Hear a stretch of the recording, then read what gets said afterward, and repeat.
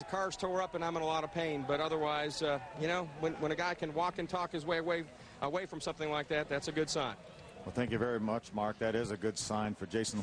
And I'm sure you got all of us have been in those situations when you hit it always hurts. We'll be back and we'll see if we can get this race restarted. We're watching Busch Series Racing from Kentucky Speedway.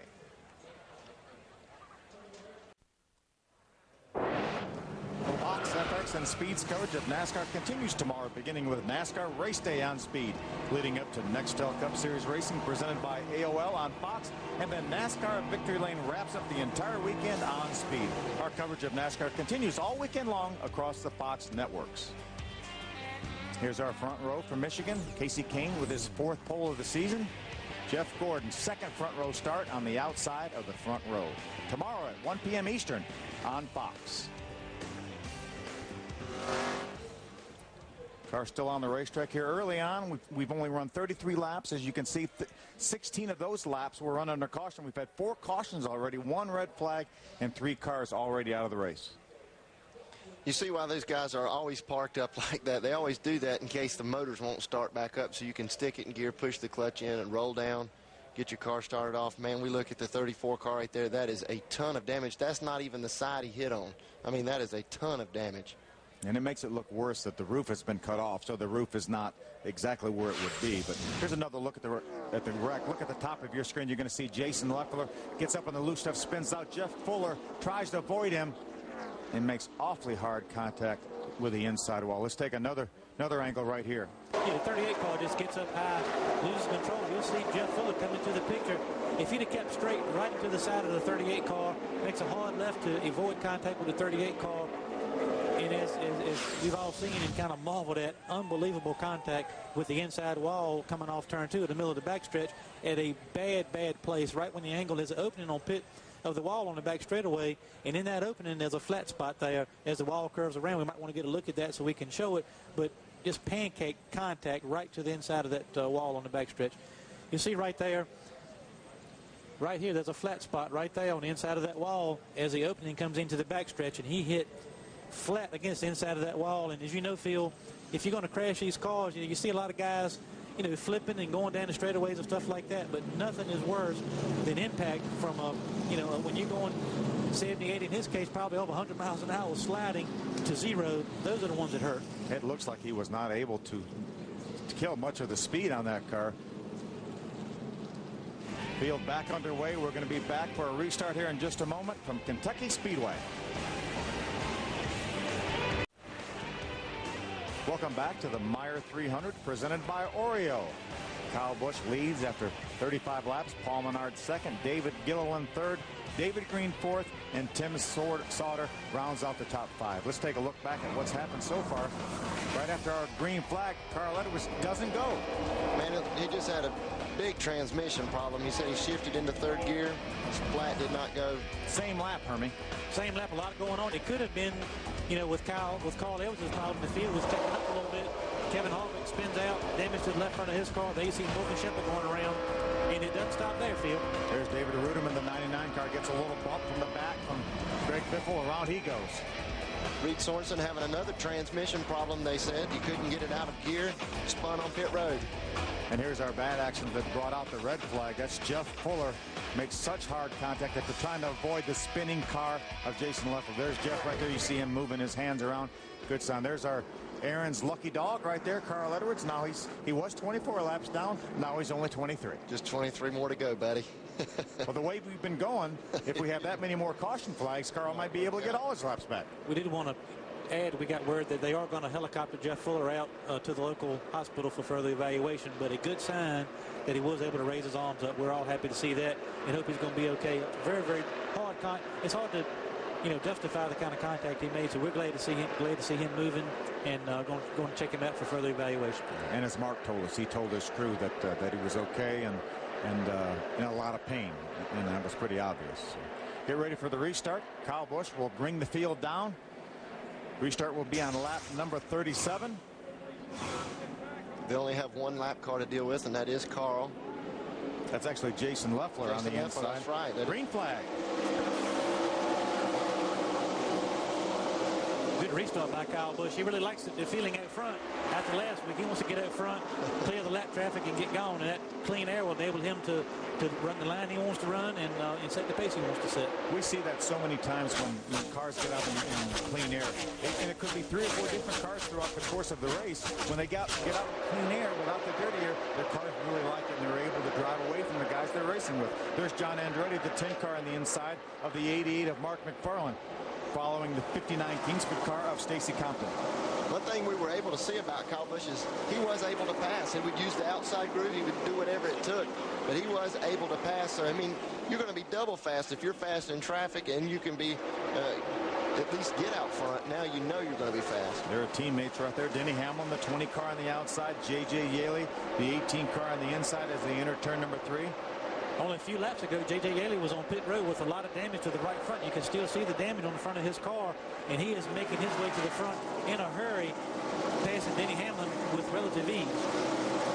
That's Tim Sauter, the National City Financial Chevrolet right in front of him. Good run for him thus far in the 36 car. J.J. looks to the outside. He's going to be able to make that move to the outside of Tim Sauter. This outside groove is really working its way really fast. They ground the track since last year, so some differences to the track. It looks like this outside groove is really paying off right now. Looked like Denny Hamlin got out there to try to follow J.J. Yaley by Tim Sauter. Wasn't able to work. Looked like he lost the front end. That allowed a couple cars to get by him, one of those being the 21 of Kevin Harvick. There's J.J. Yaley right there. He's currently in the 5th position on the lap 11 restart. He was in 36th spot. Now, some of that is by virtue of the fact that a lot of drivers made pit stops after he did. He already made his pit stop, so he could just stay out there. Gave him a lot of track position, but he obviously has a fast race car. I think Glenn's got more on the 20 car. The guys on that first round of pit stops, he gave up second place. Denny Hamlin came in for a pit stop. The reason for it was the car was extremely tight from the center off, so they made a track bar adjustment, also changed 4 times, made an air pressure adjustment. When he went back on the track, coming back up through traffic, he made contact with the 06 car of Todd Cleaver. It did some damage to the left side, particularly to the left rear of Denny's car. He has reported a vibration on the car, and the car does not feel good to him right now. That's why his back's hurt. Yeah, Glenn, he has dropped back to the 9th position. There's Clint Boyer right there. He's currently being shown in the 12th spot. Started back in the 21st position. That's Todd Cleaver, the 06 Ford right in front of him. It's side-by-side battle right there. That's the battle for the 16th position. That's John Andretti in the 10 car. Bernie Lamar, the 77, the Dollar General car on the inside. Stephen Light, the City Financial Ford, number 90 on the outside. It's pretty tight racing right there. You could see that tried to block that position, getting down in the corner. Some close racing. While these guys are battling side-by-side field, Kyle Busch has that clean air running some of the fastest laps of the race, and he's over to a huge lead. These guys just restarted this race several laps ago, and he's got a huge lead right now on Paul Menard. And impressive, David Gilliland still in 3rd position, hanging on the back bumper of Paul Menard. Kyle Busch just ran his fastest lap of the race the last time by at a 30.579. He's about a 1/10 of a second slower than it. Here's a good battle for Fred. There's J.J. Yaley, the 18 car on the inside. Takes over the 4th position from David Green. JJ's got a fast race car. He had a fast race car last night. Happy hour. It's showing tonight. He's really able to pass in traffic. Apparently that damage to the right front corner of that car has not hurt it. Kyle Busch continues to lead. There's Kyle right there. He's going to approach the start-finish line. There's Paul Menard in 2nd. David Gillen. There's the 4th place car of J.J. Yaley right there. The Vigoro Home Depot Chevrolet.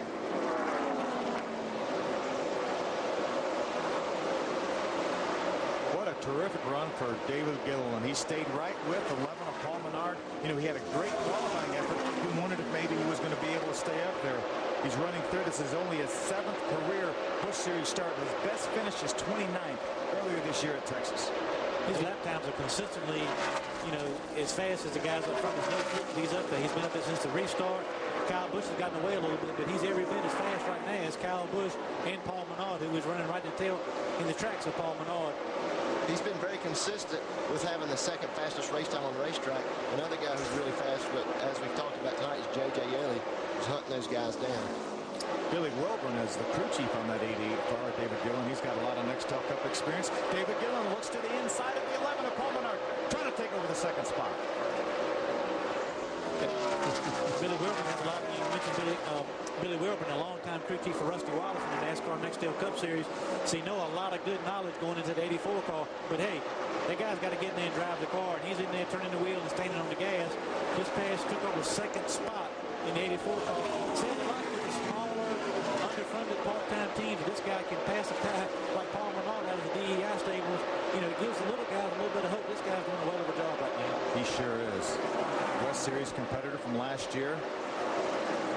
There's J.J. Yeley, the 18 car. He's in the 4th position.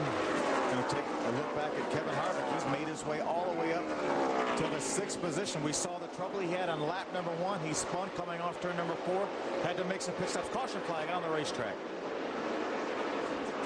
It's like maybe the 38 again. Looks like Jason Leffler and the Great Clip Chevrolet made some more contact with the wall. There's a lot of damage front and rear to that car. They've had a tough 2 weeks. Well, they sure have. A lot of damage to the front of that car. Mark, what went on with Jason Leffler?